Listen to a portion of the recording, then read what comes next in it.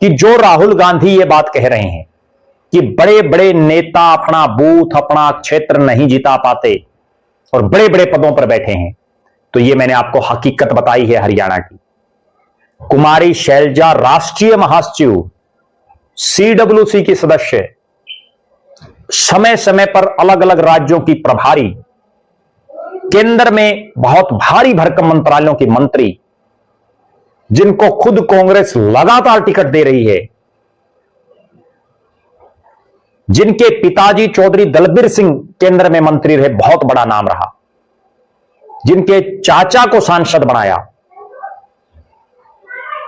और जो कुमारी शैलजा इतने बड़े बड़े पद, श्रीमती सोनिया गांधी के जो इतने नजदीकी हों, और उनके गांव में ये हालात, आप अंदाजा लगा सकते हैं। मैं यहां एक बात और जोड़ देता हूं, क्योंकि कई जो इस गांव से अनभिज्ञ दर्शक हैं, दूर के जो दर्शक हैं, हरियाणा से बाहर के जो दर्शक हैं, उनको मैं ये भी बता दूं कि ये नहीं है कि कुमारी शैलजा का इस गांव से लगाव नहीं है। वो लगातार यहां अपने गांव में आती है। जब वो राज्यसभा की सांसद थी तब भी वो लगातार आती रहती थी इस क्षेत्र में, इस गांव में।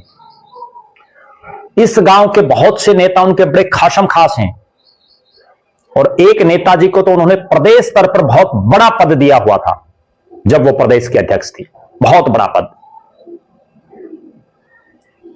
इस गांव के बहुत से लोग उनकी कोठी पर भी जाते हैं। इसका मतलब गांव में यूं नहीं है कि कुमारी शैलजा आती ही नहीं, लेकिन उसके बावजूद इतनी बुरी हालात कांग्रेस के प्रत्याशी की होना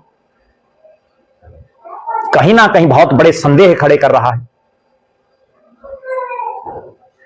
कुमारी शैलजा गांधी नेहरू परिवार की बहुत नजदीकी, इसमें कोई दो राय नहीं है। उनके पिताजी भी गांधी नेहरू परिवार के बहुत नजदीकी रहे हैं।